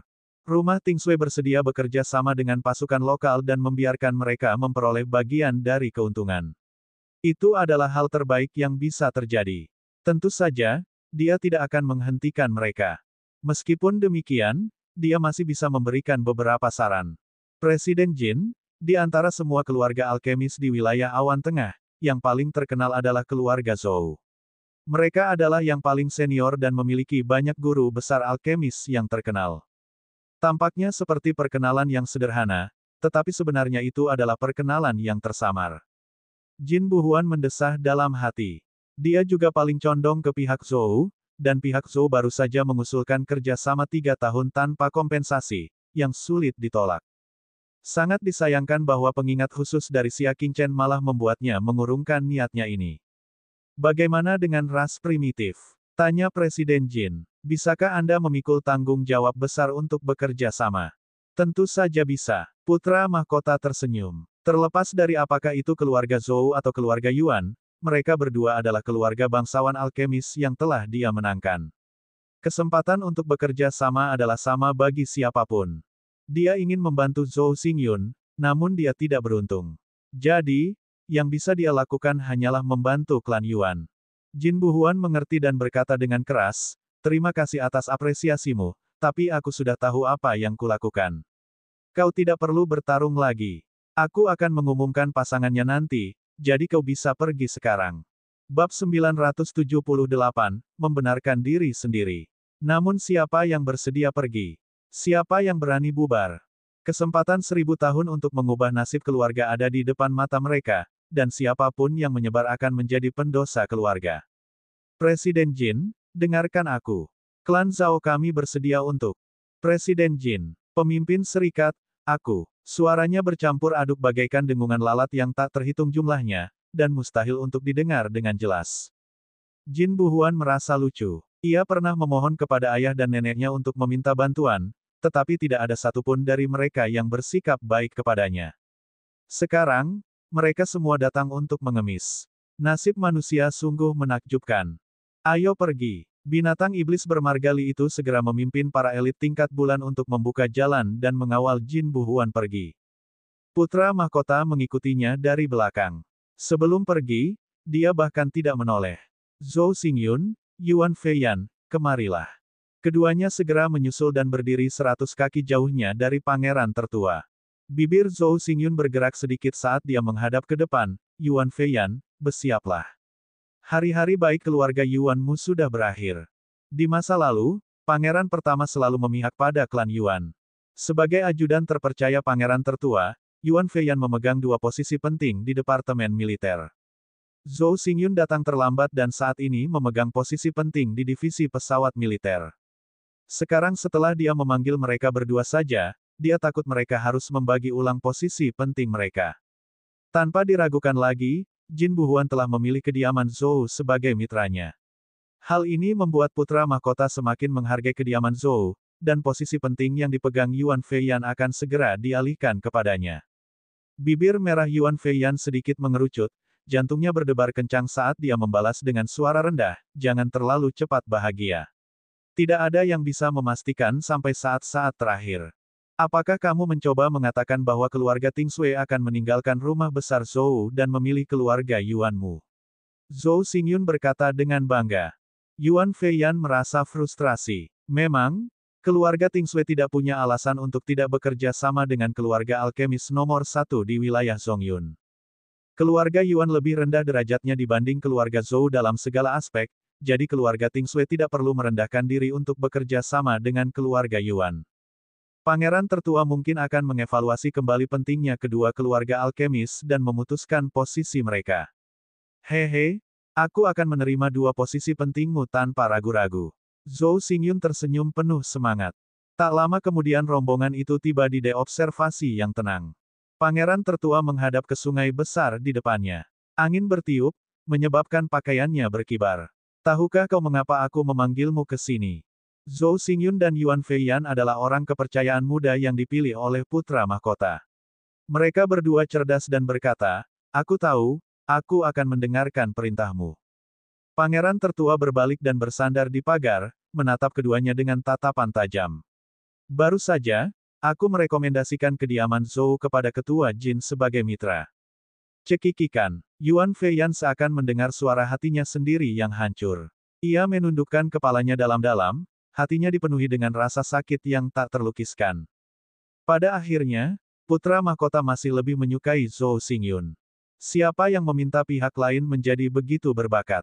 Zhou Xingyun, di sisi lain, terkejut dalam hati, tetapi wajahnya tenang. Dia menangkupkan tinjunya dan berkata, "Terima kasih banyak kepada pangeran tertua atas penghargaannya." Mata pangeran tertua beralih ke ujung langit yang jauh. "Sekarang, aku akan mengatur ulang posisi kalian." Seperti yang diharapkan, pangeran tertua ingin mengevaluasi kembali prioritas mereka. Yang satu diam-diam gembira, sedangkan yang satu lagi pesimis.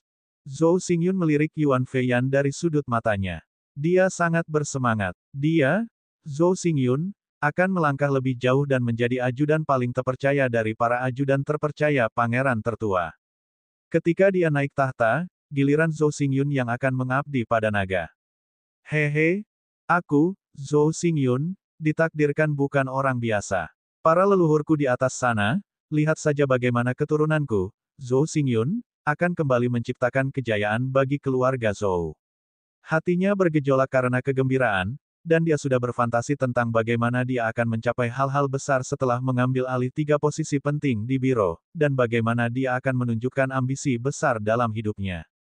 Namun, kata-kata putra mahkota menghancurkan impian Zhou Xingyun.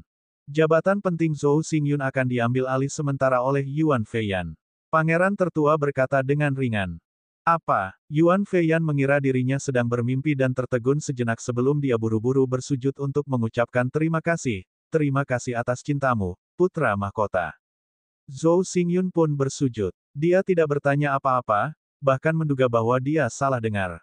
Dengan pikiran tenang dan rasional sang pangeran tertua, dia tidak akan mengatakan hal yang salah pada masalah sepenting itu. Dia menunggu pangeran tertua untuk memiliki janji lainnya. Namun, putra mahkota melambaikan tangannya setelah pengumuman itu. Baiklah, jangan terlalu flamboyan. Kau boleh pergi. Yuan Feiyan berpamitan dengan gembira, sepanjang perjalanan ia merasa pusing, seakan-akan ia sedang menginjak spons, merasa bahwa semua ini terlalu tidak nyata.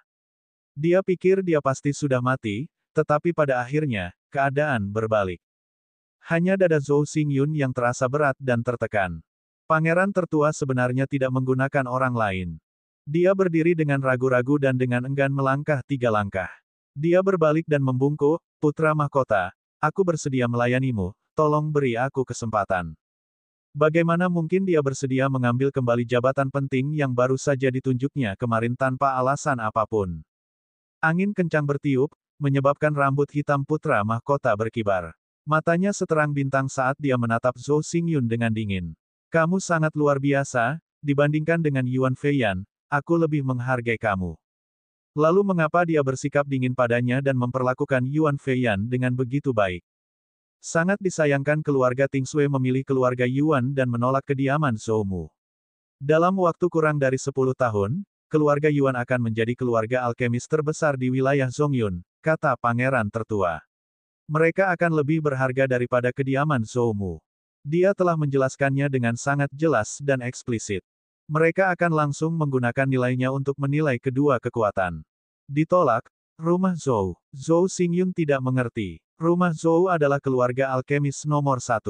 Selain itu, putra mahkota bahkan merekomendasikannya kepada ketua Jin. Mengapa dia menolaknya? Dia tidak menduga hal ini. Pangeran tertua menggelengkan kepalanya. Ini juga yang membuatku bingung. Jika aku adalah keluarga Tingshui, aku benar-benar tidak dapat menemukan alasan untuk menolak keluarga Zhou. Dia melepaskan pagar di belakangnya, menyingkirkan salju di bahunya, dan meninggalkan platform observasi dengan tangan di belakang punggungnya. Ketika melewati Zhou Xingyun, putra mahkota berhenti sejenak. Jika kau ingin mengetahui alasan mengapa menara pendengar salju menolakmu, aku sarankan kau mencari tahu sendiri alasannya. Kesombongan dapat menyakiti orang lain. Anda terlalu sombong, sehingga Anda mungkin secara tidak sengaja menyakiti seseorang yang seharusnya tidak Anda cela. Mata pangeran tertua tampak tajam. Dari sudut pandangnya, jika ada alasan bagi menara pendengar salju untuk menolak Zhou Manor, itu adalah Zhou Xingyun. Dia adalah harapan terbesar keluarga Zhou, tetapi dia juga merupakan kelemahan terbesar mereka. Aku, Zhou Xingyun berdiri di sana dengan linglung, tidak dapat melepaskan diri untuk waktu yang lama. Dia tidak percaya bahwa keluarga Tingsue telah menolak rumah besar Zhou karena dia. Dia telah menjadi naga di antara manusia sejak dia masih muda, menonjol dalam semua aspek dan melampaui rekan-rekannya. Ketika dia tumbuh dewasa, kemampuannya bahkan lebih luar biasa, jauh melampaui teman-temannya. Dia berkali-kali lebih baik daripada saudara perempuannya di keluarga yang sudah menunggu kematian. Dia begitu luar biasa sehingga teman-temannya iri padanya. Apakah dialah alasan mengapa keluarga Tingsue menolak kediaman Zhou? Apakah kamu bercanda? Dialah harapan keluarga Zhou untuk mencapai puncaknya, pilar masa depan keluarga Zhou. Dia sendiri tidak punya alasan. Sama sekali tidak ada alasan. Mendekati panggung pelelangan, Zhou Bingkun dan orang-orang dari keluarga Yuan masih menunggu dua junior dari klan mereka. Dibandingkan dengan kekhawatiran pemimpin klan asli, Zhou Bingkun tampak tenang dan kalem. Dia minum tehnya dan menatap pemimpin klan asli, mantan pemimpin klan, apa rencanamu untuk masa depan? Apa maksudmu? Tanya ketua klan. Hehe, pemimpin klan asli masih berpegang pada seutas benang keberuntungan. Kecuali jika langit memang buta, Presiden Jin tidak akan memilih keluarga Yuanmu sebagai pasangannya, kata Zhou Bingkun acuh tak acuh. Pemimpin klan asli berkata dengan suara rendah, jadi apa? Apakah semuanya akan baik-baik saja jika kita bekerja sama dengan menara pendengar salju? Bab 979, kita semua berasal dari keluarga yang sama. Ya, tentu saja, semuanya akan baik-baik saja.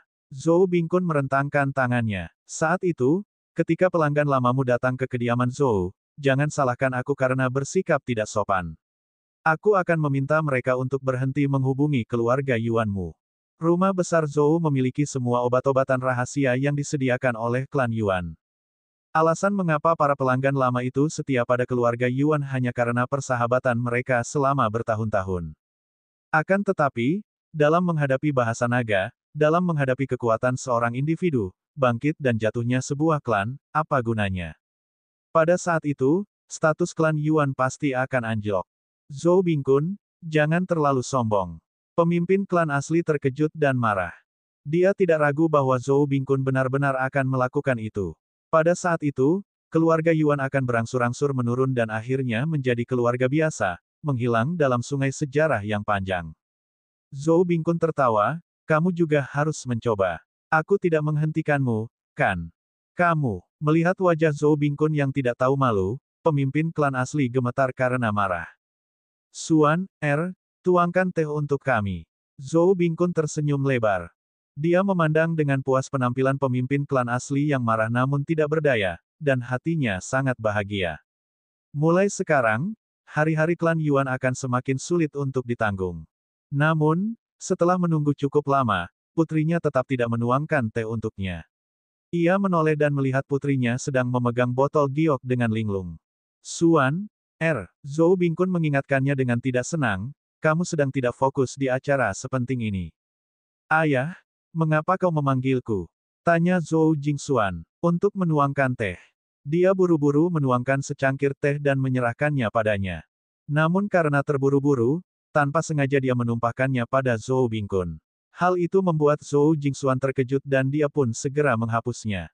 Cukup, Zhou Bingkun menepis tangannya dengan tidak sabar dan memarahinya di depan umum, kamu tidak bisa melakukan apapun dengan benar, tetapi kamu bisa merusak segalanya. Pergilah, jangan jadi pengganggu di sini. Dia menyingkirkan noda teh di tubuhnya, suasana hatinya yang baik benar-benar hancur oleh putrinya. Jika memang seperti yang dikatakan kakakmu, kamu hanya tahu makan dan minum gratis dan tidak bisa berbuat apa-apa, mengapa kamu tidak belajar dari kakakmu? Tindakan Zhou Jingxuan tidak disengaja, tetapi dia ditegur oleh ayahnya di depan umum. Dia juga manusia, seorang wanita yang baru berusia 20 tahun. Betapapun tenangnya kepribadiannya, dia tidak bisa menerima penghinaan di depan umum seperti itu. Ayahku hanya memperhatikan adikku, katanya dengan suara rendah. Apalagi yang kau inginkan dariku sebagai anak perempuanmu? Hei, memberontak terhadapmu. Zhou Bingkun melemparkan sapu tangan sutra ke wajahnya, anak yang tidak berbakti, beraninya kau membantah ayahmu. Apa yang kuajarkan padamu? Air mata mengalir di mata Zhou Jingxuan, dan dia menatapnya dengan kesedihan yang menyayat hati, tanpa mengucapkan sepatah kata pun. Apa yang kau lihat? Zhou Bingkun bahkan lebih marah. Aku akan menikahkanmu dengan keluarga kerajaan. Setidaknya aku bisa mendapatkan beberapa koneksi untuk rumah besar Zhou. Jika aku menahanmu di rumah ini, kau hanya akan makan dan hidup gratis dan membuatku marah. Hati Zhou Jingxuan seperti akan hancur berkeping-keping. Ayah, katanya, apakah ayah benar-benar sekejam itu? Dia tahu ayahnya tidak menyukainya, tetapi dia tidak pernah sejelas itu. Hari ini, keluarga Zhou telah naik dari rumah Tingsui dan akan terbang ke langit.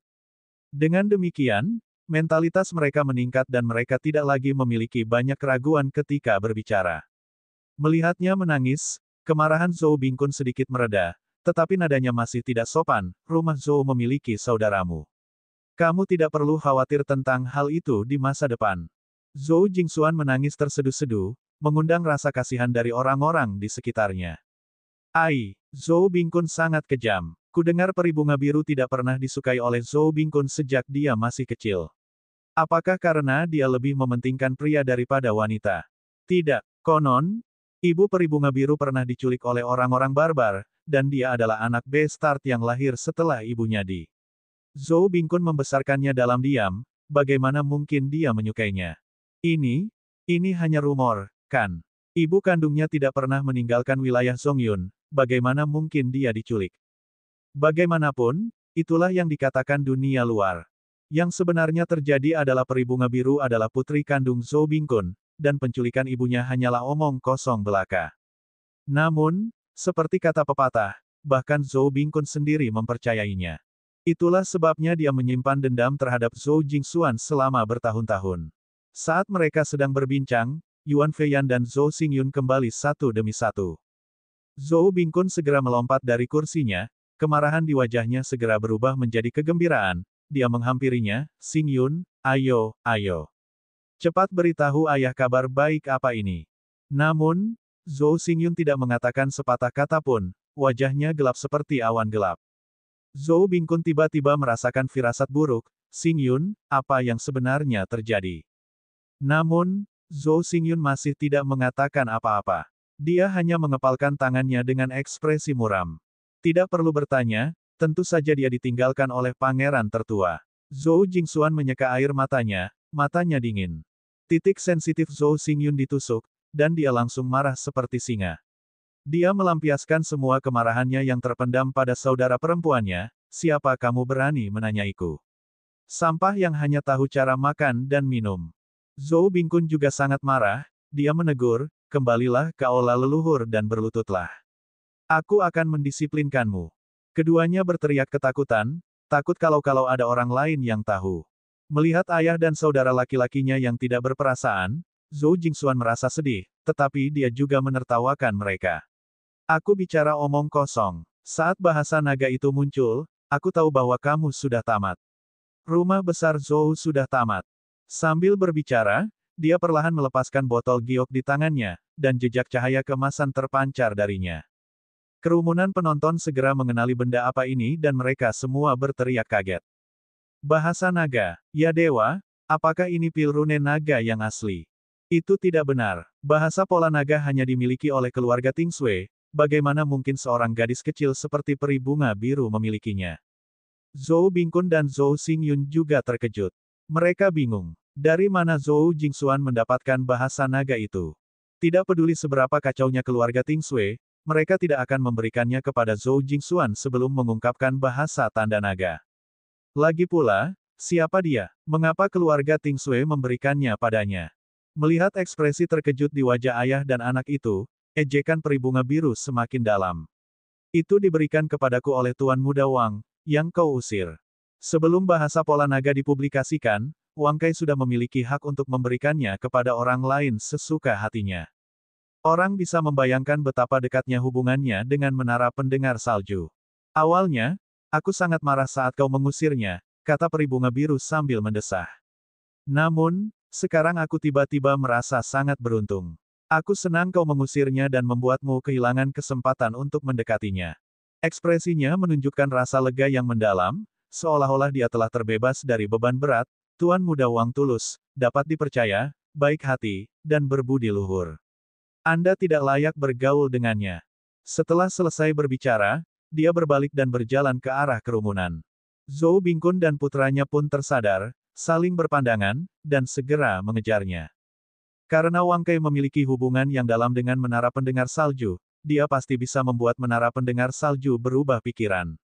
Selama Zhou Jingxuan bersedia membujuk Wang Kai, akan ada harapan besar. Anak perempuan, tunggu ayahmu. Zhou Bingkun menyusulnya dan meraih lengannya, lalu memasang wajah ramah lagi. Xuan, mengapa kamu marah pada ayahmu? Kita satu keluarga. Bahkan Zhou Xingyun, yang biasanya bersikap dingin kepada orang lain, mengubah ekspresinya dan tersenyum, jangan bersikap picik. Aku memang biasanya seperti ini, dan bukan berarti adikku tidak tahu itu. Bagaimanapun juga, kita adalah keluarga, jadi jangan biarkan orang luar melihat kita sebagai bahan tertawaan. Pulanglah bersama kami. Bab 980, bertemu dengan orang-orang barbar lagi. Keluarga. Peri bunga biru merasa bahwa tiga kata ini sangat kasar. Dia menepis tangan ayahnya dan menatap mereka dengan dingin. Bagaimana mungkin seorang ayah memarahi putrinya karena tidak mampu menyelesaikan apapun dan hanya membuat masalah? Seorang kakak laki-laki memarahi adik perempuannya karena tidak berguna. Aku bukan bagian dari keluargamu, aku hanya tambahan.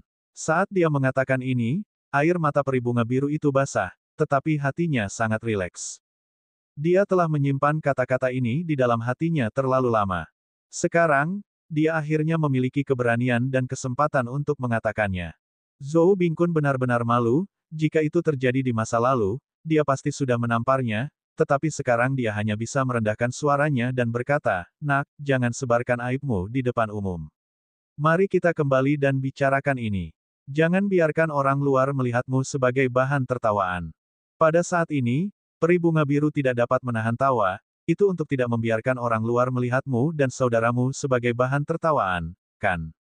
Mengenai lelukonku, orang luar bebas membacanya, kan? Kapan Zhou Bingkun dan saudaranya pernah peduli dengan apa yang dipikirkan orang lain saat mereka marah padanya, dan kapan mereka peduli untuk tidak membiarkan aib keluarga mereka tersebar? Kapan mereka pernah merawat wajahnya? Tidak. Sekarang gilirannya tiba untuk kehilangan muka, dia ingat bahwa dia tidak bisa membiarkan orang luar melihatnya sebagai bahan tertawaan. Terlebih lagi, peri bunga biru menyadari bahwa mata saudaranya Zhou Xingyun dipenuhi dengan kekejaman. Dia hampir kehilangan kesabarannya. Kalau saja dia tidak masih membutuhkan bantuannya, dia pasti sudah bertindak. Dia tidak berani memiliki keluarga seperti ini. Kau ingin aku membujuk Wang Kai, kan? Peri bunga biru itu mundur dan menggelengkan kepalanya. Maaf, aku tidak bisa melakukannya. Aku hanya orang tidak berguna yang makan dan minum gratis. Aku tidak bisa memberikan kontribusi apapun untuk keluarga. Pada titik ini, tidak ada ruang untuk negosiasi. Kesabaran Zhou Bingkun akhirnya mencapai batasnya, dia berteriak di depan umum, "Dasar anak yang tidak berbakti. Aku telah membesarkanmu dengan baik, dan beginilah caraku membalas ayah dan keluargamu." Peri bunga biru tahu bahwa dia akan mengatakan ini. Ekspresinya penuh tekad, "Aku akan kembali untuk membalas budimu karena telah membesarkanku saat kau sudah tua nanti. Namun, aku hanya membalas budimu karena telah membesarkanku. Jangan harap aku akan berbuat lebih banyak untukmu." Zhou Bingkun membesarkannya, dan dia merawat Zhou Bingkun selama bertahun-tahun.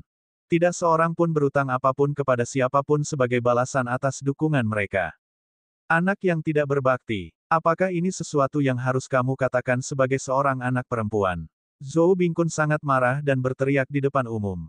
Ekspresi peri bunga biru menjadi dingin, seorang anak perempuan bukanlah budak bagi orang tuanya. Jika dia telah memenuhi tugasnya, dia tidak akan menyesal. Dia bisa menjaga Zhou Bingkun di masa depan, tetapi dia tidak punya kewajiban untuk menuruti perintahnya selama sisa hidupnya. Hanya itu yang ingin kukatakan. Ayah, jaga dirimu baik-baik. Peri bunga biru bergumam pada dirinya sendiri, lalu berjalan pergi tanpa menoleh ke belakang. Zhou Jingxuan. Sikap permusuhan Zhou Xingyun tampak samar-samar. Kamu akan menyesal mengkhianati keluarga. Jika keluarga saja tahu cara menindasku, apa salahnya mengkhianati keluarga seperti itu? Kata peri bunga biru tanpa menoleh. Kalau dia tetap tinggal di rumah besar Zhou, dia akan menjadi batu loncatan bagi Zhou Xingyun, alat baginya untuk naik ke atas.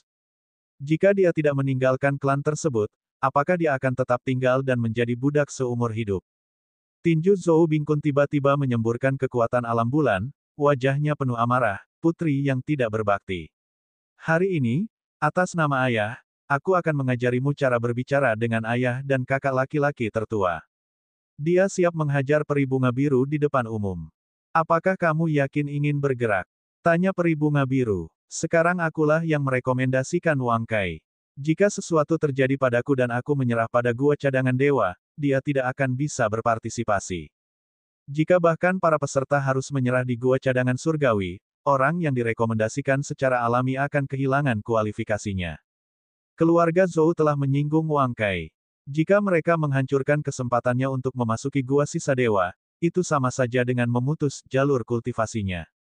Dalam dunia seni bela diri, salah satu dendam yang paling tidak dapat ditoleransi adalah memutus kultivasi seseorang. Zhou Bingkun melangkah maju, namun dia menariknya kembali dengan paksa, dan kekuatan alam bulan yang terkumpul di tinjunya pun menghilang tanpa keinginan. Memang, keluarga Zhou tidak mampu menyinggung Wang Kai.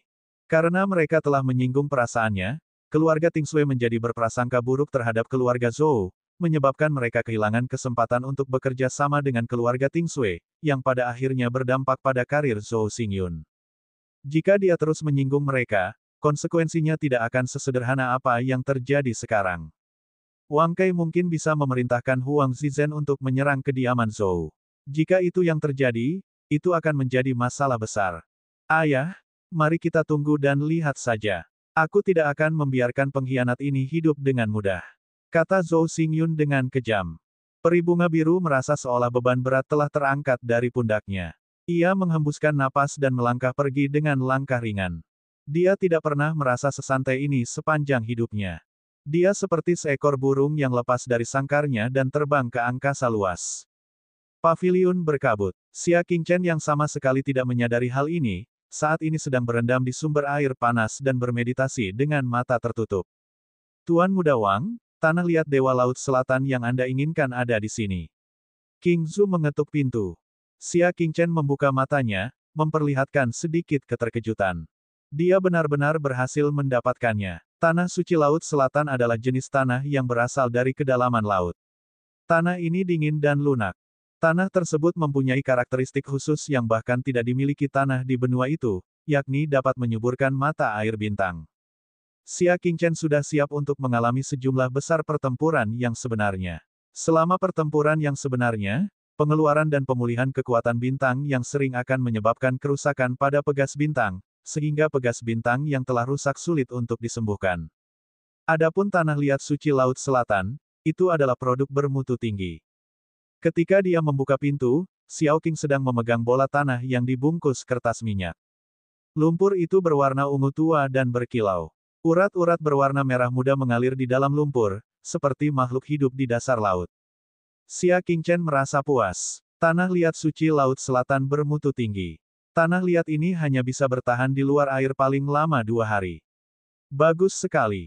Potongan tanah liat suci Laut Selatan ini tidak ditemukan secara acak oleh Paviliun Misti. Tanah liat ini digali dari laut dalam di tempat itu. Harus dikatakan bahwa slogan mereka, memuaskan semua kebutuhan pelanggan, bukan sekadar slogan. Tetapi mengapa ada sedikit aroma rouge? Atau apakah itu cinta tak berperasaan rouge yang hilang di dunia manusia 3000 tahun yang lalu? Xia Qingchen menatap Xiao Qing dengan tatapan yang dalam. Ekspresi wajah yang terakhir menegang sejenak, tetapi dia dengan cepat menyembunyikannya dan berkata, King kecil tidak tahu. Yang tidak dia katakan dengan jujur adalah bahwa pemilik tanah liat Dewa Laut Selatan telah memeriksanya secara langsung dan bertanya pada Xia Qingchen mengapa dia menginginkan barang ini. Itulah sebabnya ada sedikit aroma rouge yang tidak terdeteksi. Xia Qingchen tidak menyelidiki lebih jauh dan mengambil tanah liat suci Laut Selatan. Terima kasih banyak. Dia hendak menutup pintu ketika pintu di seberang koridor tiba-tiba terbuka tanpa peringatan. 2 pria kekar mengenakan pakaian aneh berjalan keluar. Salah seorang di antara mereka mengenakan mantel kulit ular piton dan menenteng kapak batu di punggungnya, sedangkan seorang lainnya berjanggut lebat dan tampak sangat garang. Mengapa mereka ada di sini? Xia Qingchen mengenali mereka dengan sekali pandang. Mereka berdua adalah orang-orang dari Launan yang datang ke Istana Roh hari itu, berharap Istana Roh akan memurnikan tongkat sihir mayat hidup. Tentu saja, 2 orang dari Launan juga memperhatikan Xia Qingchen. Pemimpin suku launan itu tenang dan hanya sedikit terkejut, tetapi orang barbar yang berpengalaman itu sama sekali tidak cerdik. Dia berteriak di tempat, "Ah, bukankah kamu?" Sebelum dia selesai berbicara, Xia Qingchen menyela, "Kalian tidak mendengarkan nasihatku."